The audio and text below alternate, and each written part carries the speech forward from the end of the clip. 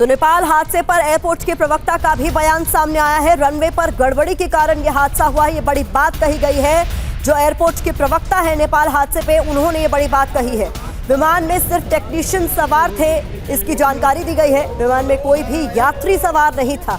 विमान हादसे के बाद एयरपोर्ट को बंद कर दिया गया है। तो एयरपोर्ट के प्रवक्ता की तरफ से विमान हादसे पर यह बड़ी जानकारी साझा की गई है, जहां उनकी ओर से कहा गया है कि रनवे पर गड़बड़ी के कारण ये बड़ा हादसा पेश आया है। शौर्य एयरलाइंस का ये विमान दुर्घटनाग्रस्त हुआ है।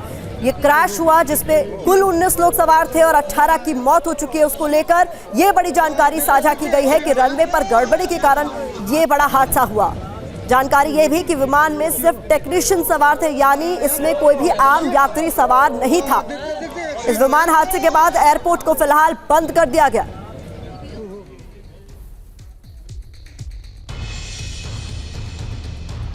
अब आपको हम नेपाल हादसे की 8 खौफनाक तस्वीरें दिखाने जा रहे हैं। इन तस्वीरों से आप समझ सकते हैं ये कितना बड़ा और खौफनाक हादसा था।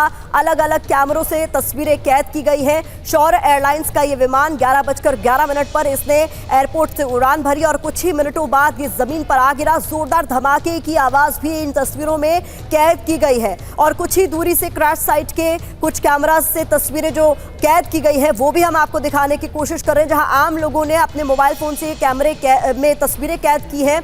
बताया जा रहा है कि इस विमान में 19 लोग सवार थे, जिसमें से 18 की मौत हो चुकी है। पायलट का उपचार इस वक्त अस्पताल में चल रहा है।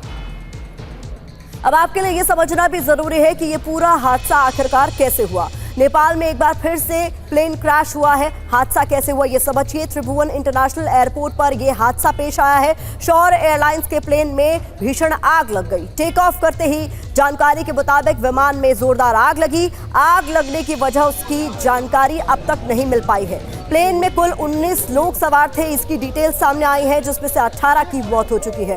दूसरा पायलट गंभीर रूप से घायल बताया जा रहा है और हमने आपको बताया एयरपोर्ट की प्रवक्ता की ओर से भी जानकारी साझा की गई है कि इसमें टेक्नीशियंस की टीम सवार थी, इसमें कोई आम यात्री सवार नहीं था।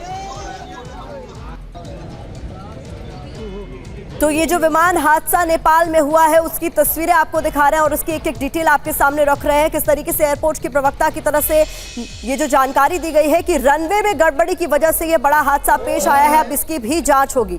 आपके लिए समझना भी जरूरी है कि नेपाल में विमान हादसे कब कब और कैसे हुए हैं। जगह और मौत और तारीख की एक एक डिटेल आपके सामने हम रख रहे हैं। बताएं 14 जनवरी 2023 को पोखरा में विमान हादसा हुआ, जिसमें 74 लोगों की मौत हो गई। इसके बाद 29 मई 2022 को मुस्तांग में यह हादसा पेश आया। एक विमान हादसे का शिकार हुआ जिसमें 22 लोगों की मौत हो गई। 14 अप्रैल 2019 में लुकला में विमान हादसा हुआ जिसमें 3 लोगों की मौत हो गई। इसके बाद 27 फरवरी 2019 को टेपलगंज में हादसा हुआ जिसमें 7 लोगों की मौत हो गई। 12 मार्च 2018 को काठमांडू में विमान हादसे का शिकार हुआ जिसमें 51 लोगों की मौत हो गई।